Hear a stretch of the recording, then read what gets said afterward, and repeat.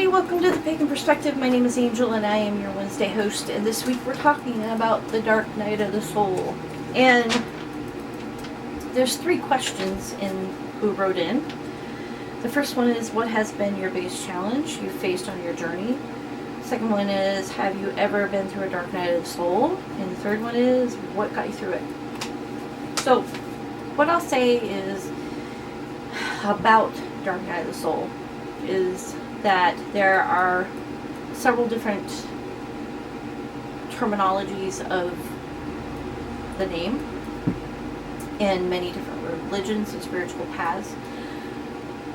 But most religions and spiritual paths that I've found have a variation of this particular process, which is basically a challenging time, a time where you're questioning your spirituality, your faith, your questioning things that you've done, that you've decided to do, that you should have done in your spirituality. And it can be a time that's very difficult in that you feel very lost and sort of upside down, and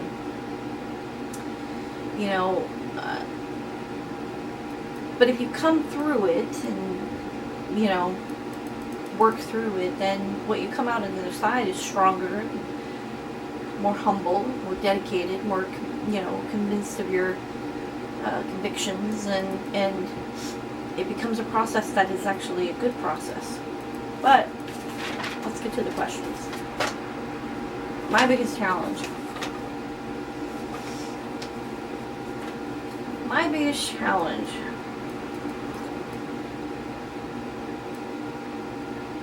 I'm not really sure.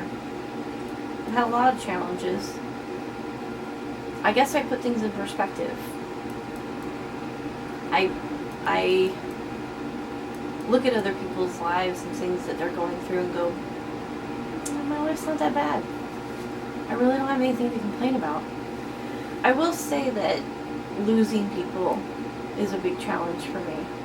Losing people, whether they walk out of my life or they pass away or move away or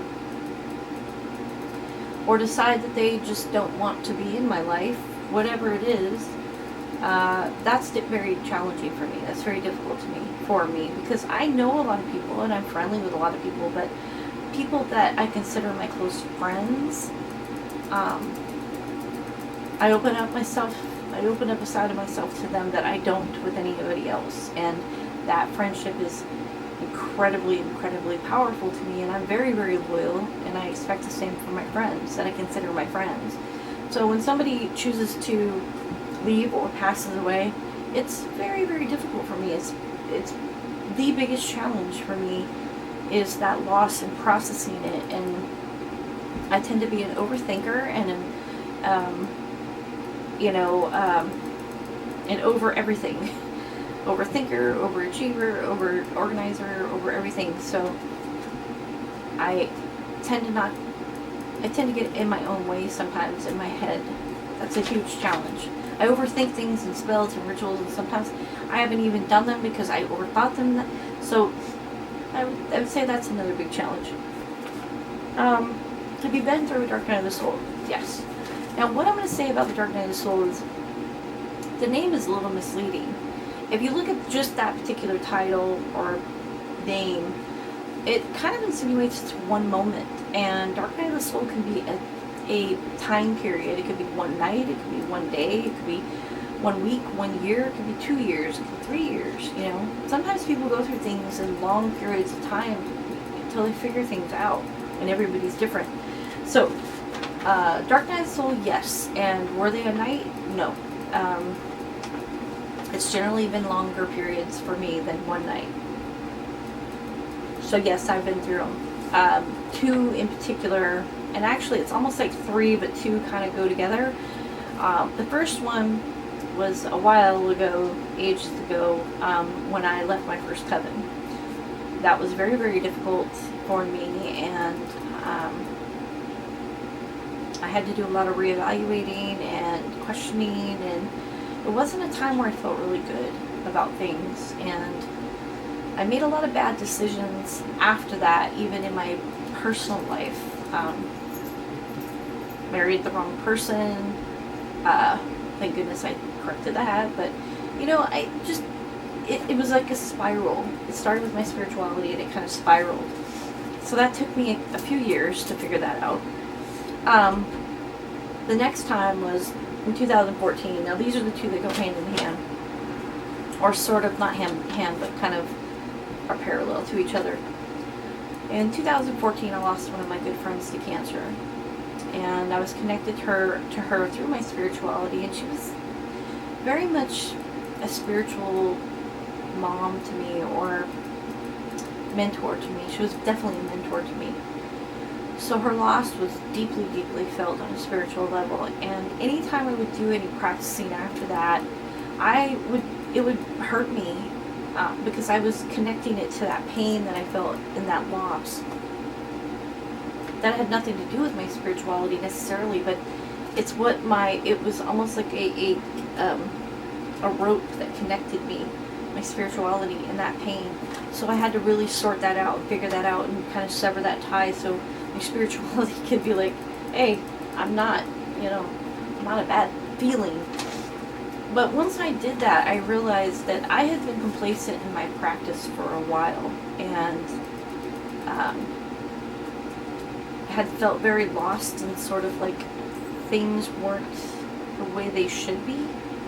And but I didn't do anything specific about it. I what you would normally do, which I'll read off some things that people suggest you do.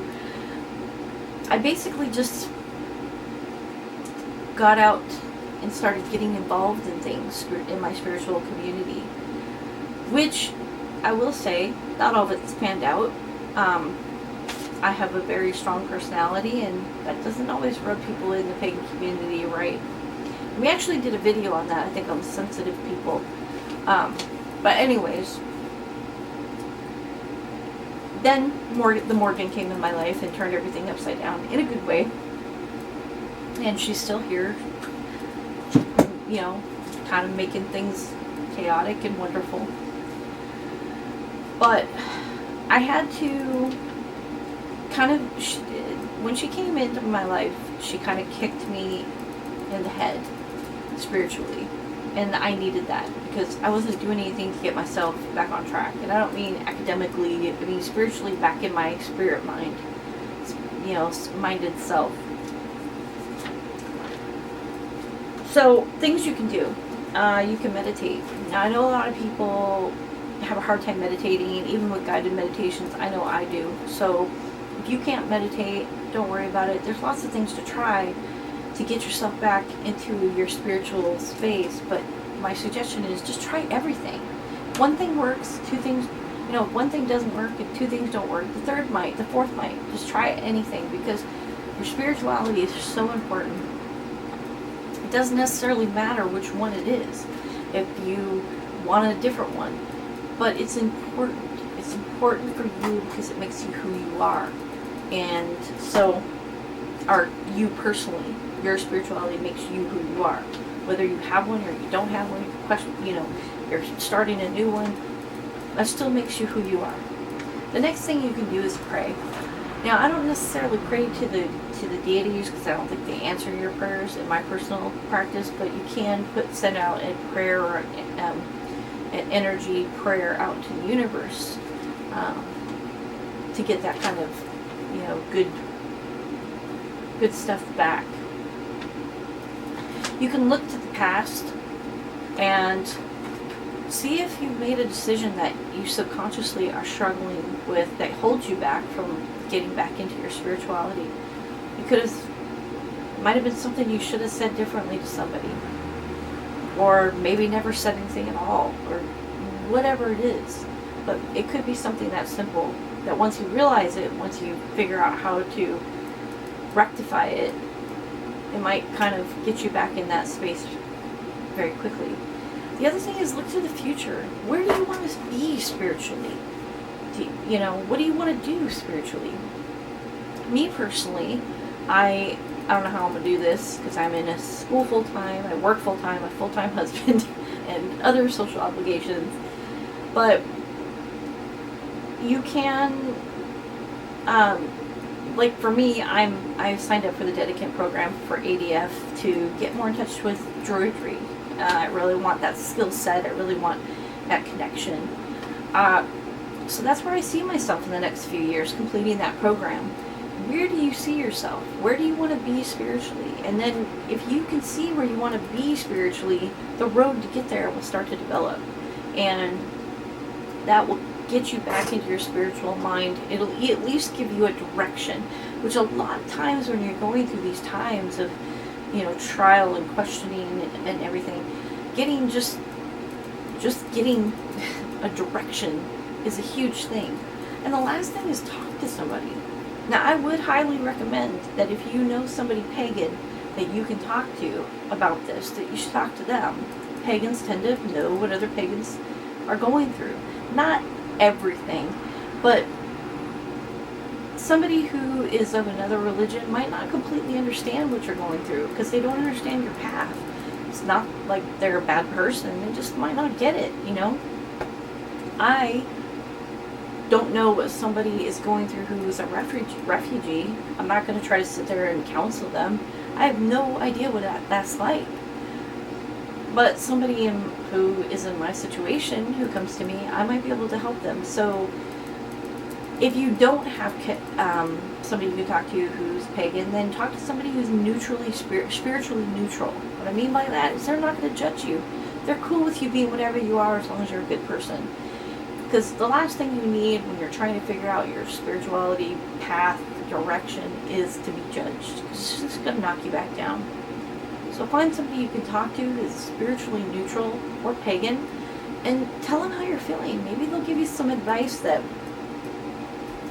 you know, you didn't even think about. Alright, that's it for me. Thank you so much for watching. I will see you guys next week, and until next time, have a great rest of the week and blessed be. Bye!